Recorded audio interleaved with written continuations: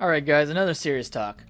So this is a continuation of the previous video where I talked about why I didn't post on YouTube and why I was being, depressed about myself in my current state and how I really got out of it. So let's start off with a simple question. What is depression? So for a basic definition, being depressed is technically a state of mind where you're thinking negatively, a majority of the time, and you don't want to do anything because you don't want to you want to fix the situation, but you don't want to at the same time. That's essentially what a depressed person kind of feels like. Our mind is like, do I want to go do this today, or do I want to go do that today? And you're like, nah, and then you just say some random excuse in your own head why you don't want to do it. You're just like, I don't feel like it right now. And that's kind of what a depressed person feels like. Based on my own personal experience, it's like I lost interest in doing things that would essentially make me happier. And you would think, that's kind of contradictory. As a depressed person, why would you not want to be happy? And the thing is, what causes depression is it's a long-term, essentially, state of mind that you've been living in for weeks and months, and sometimes even years, right? Like PTSD is technically a long-term form of depression, where you've been in some crazy situation that you can't get out of, that you're constantly living in. You want to get out, your mind wants to get out, but you're not willing to admit that you have a problem. And that's essentially what a depressed person is. It's like, I'm negative, but I don't really know how to get out, and I'm not willing to get out because I don't think being positive is any better than being negative. And then it becomes an endless spiral of, I don't need help, I don't need this, I don't need that, I'm drinking, I'm doing drugs. That is helping me more than talking to some random therapist. And this is the entirely wrong way to think about it.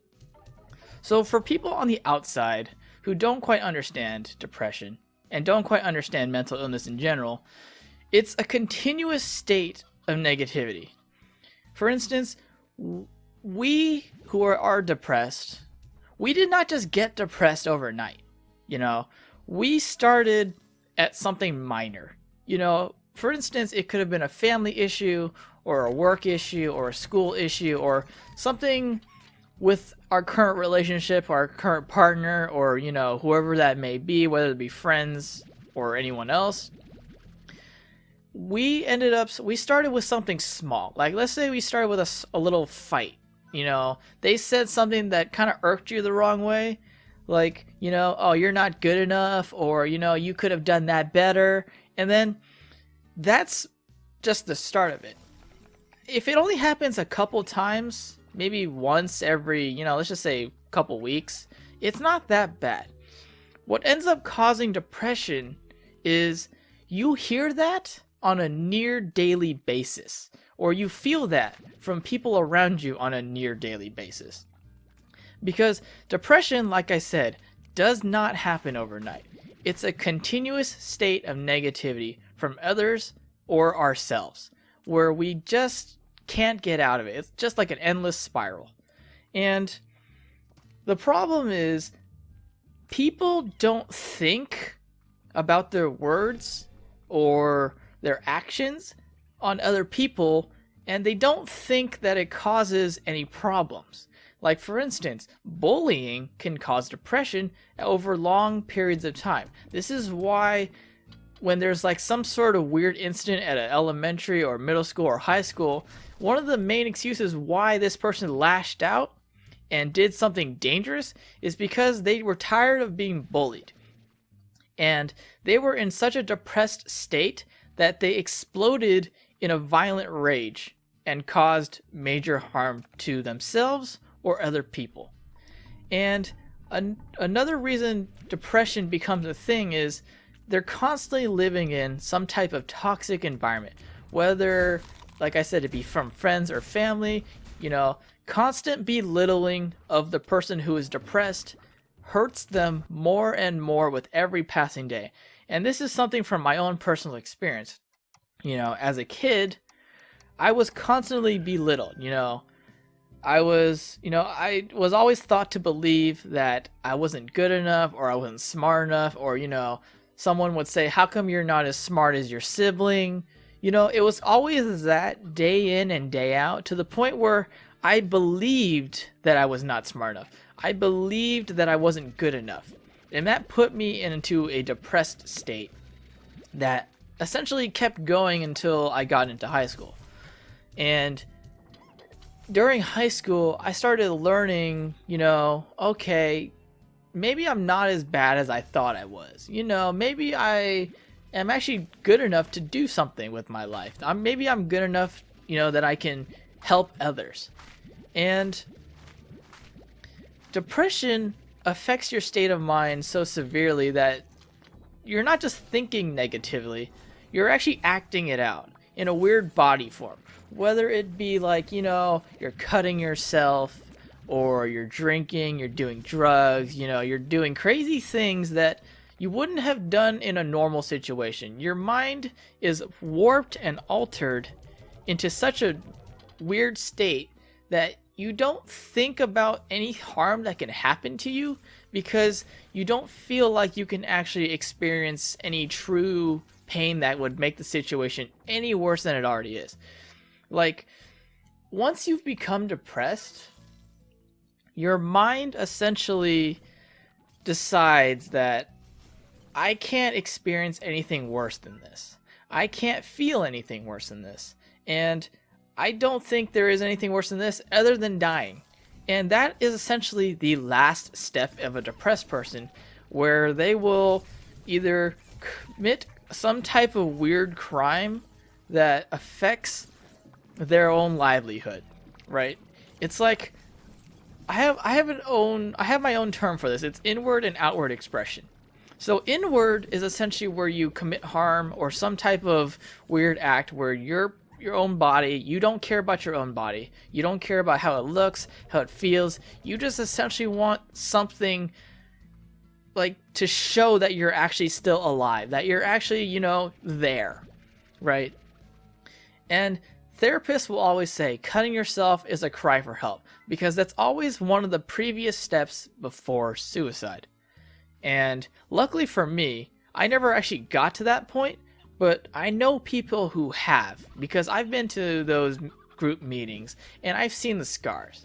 I've seen the pain on their faces, it's in their arms, it's in their legs, it's in their eyes. When you look at someone who's depressed and they've gone so far that they don't look like a normal person anymore, they don't feel like a normal person anymore, that's when shit's gone so deep that they spiraled nearly out of control.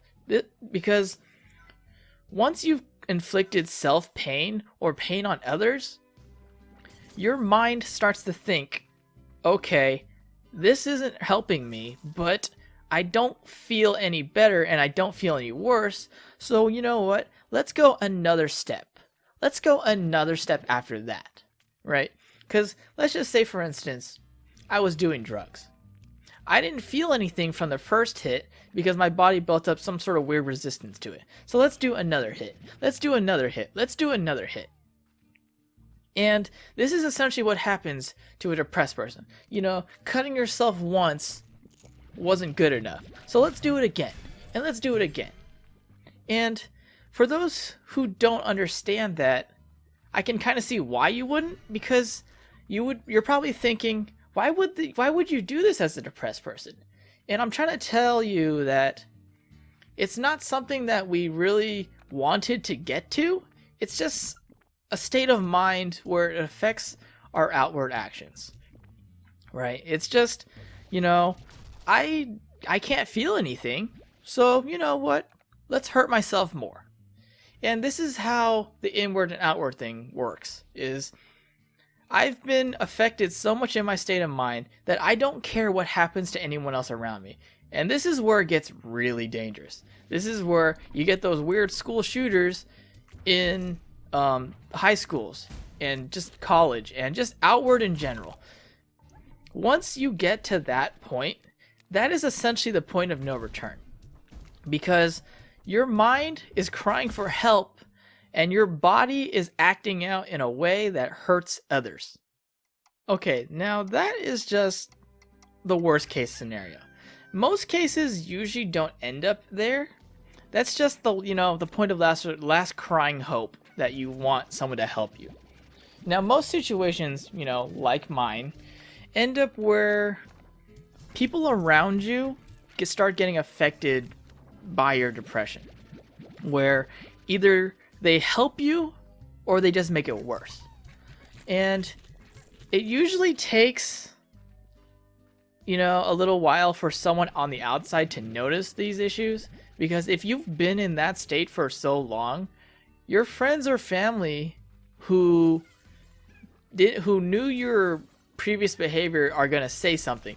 But someone who wasn't there before you were depressed, they normally won't say anything, because they either think that this is your normal behavior, or it's just they never knew you changed. And this is where it gets a little dangerous, because most of the time depressed people, like I said, are an amalgamation of previous experiences. The belittling here and there, the downing of your self-esteem, the just constant negativity in your life. And toxic environments are probably one of the worst places for someone who is depressed, because if you're in a toxic environment and you can't get away from it, it only gets worse and worse. And then it gets to the worst case scenario, like I previously said. But if someone on the outside actually notices this, they can stop it before it gets there. And luckily for me, I had friends who actually noticed that my behavior had changed. And they start, they're like, hey, are you all right? Hey, do you want some help? Do you want to just do something to get your mind off it? And that's what actually helped me. People started saying, hey, I want to help you. Let's do something. Let's, help you get better. And I actually really appreciated that, because what I started realizing is that my negative thoughts weren't just affecting me anymore. It was affecting other people. I would say something, really depressing and negative about some weird situation that happened, and then I would try to catch myself, but I had already said it, and I would be like, oh, my bad, guys. I shouldn't have said that. And then they're like, no, it's cool, okay? We're just trying to help you out, and we understand that, you're not feeling like you. So, like I said, depression doesn't affect just the person who is depressed. It affects everyone else around you. And based on my own experiences, you need to get away from that toxic environment if possible. Just try to stay away from it, because if you stay in an environment that's bad, you're going to be corrupted more and more to the point that you can't fix it. To the point where you need to essentially just, worst case scenario again. And based on my own experiences, that's what I did. I had the opportunity to just get away. I was outside, I was experiencing life, I was feeling better. And I was trying to bring that mindset back into what I was doing. When I was making YouTube, I was just like, I don't feel like doing it. I just, today's not the day. This, and then day in and day out, and I just kept getting worse and worse and worse. And then I was like, you know what? I need to get out. I need to fix my state of mind. I need to get better. And then now, here I am. I'm posting again. I'm actually feeling good about what I've accomplished. And this is something that a depressed person, you need to make a depressed person feel this. You need to make them realize, hey, you're a good person. You haven't done anything really bad. You haven't, caused a situation that's, really dangerous. So let's just get you better. It's not your fault. And then that's what I've learned, because my mindset was stuck in a way that everything that I did, I kept thinking it was my own fault. And I started realizing after going to therapy and just trying to talk it out that not everything is within my control, and whether or not someone hates or likes my stuff is their own choice. If they don't like me, okay. If they do like me, okay. Good. That's where I ended up in my mindset. This is where I decided, okay, I'm taking back my life. I am taking back, my state of mind. I'm taking back everything that depression essentially took from me. Now, I must say I am not completely cured, because depression isn't something you just cure overnight with pills or just basic therapy. It's a constant state of being positive is what cures depression. It's, hey, I did something good today. I helped this person, or I helped that person, or, I did a good job at work. And that's what it is. Depression is essentially a combat in your mind of good versus bad. And let's make a weird example of, on a negative 10 to 0 to positive 10 scale. And what you want to do, as from my own experience, you want to have more positive events than negative events on a daily basis. This is how I got out of it, because it's like, okay, when I was at work, I helped this customer do something. I helped this customer accomplish what they needed to do. I helped this and I helped that. And then if I made a mistake, okay, that downed me a little bit, but I would think back to the positive event. Okay, that actually helped. And that's where I am right now. I'm in a constant state of, let's try to be positive. I don't have to do it every single time, but let's just try not to be negative. Stop thinking about the negative, think more about the positive, and let's move on. Let's try to forget why I was negative. And that's what I've learned from, going through therapy sessions and whatnot, is I realized my actions were causing other people to feel negative, and I didn't want that. Before I was depressed, I liked being a good person. I liked helping others. And I realized by being depressed, I wasn't helping people. I was making them, not feel happy. I wasn't making them feel good. So that is what I have learned. Because I realized, like I said before, depression affects not just one person, it affects multiple people. It affects those who are around the depressed person. And it makes them, depending on the type of person they are, either get away from you or stay near you to help you. And luckily for me, I had people who were willing to stay next to me and help me get better. And hopefully, my experiences are enlightening for those who do not understand why depressed people are the way they are. It's because, like I said, it's not just, oh, that person's depressed, maybe they'll take some happy pills and they'll be okay. No, that's not how it works. People think that's how it works. Anyone who does is essentially an idiot who believes, what they see on TV. That's not how it happens. It's a step-by-step process to get better.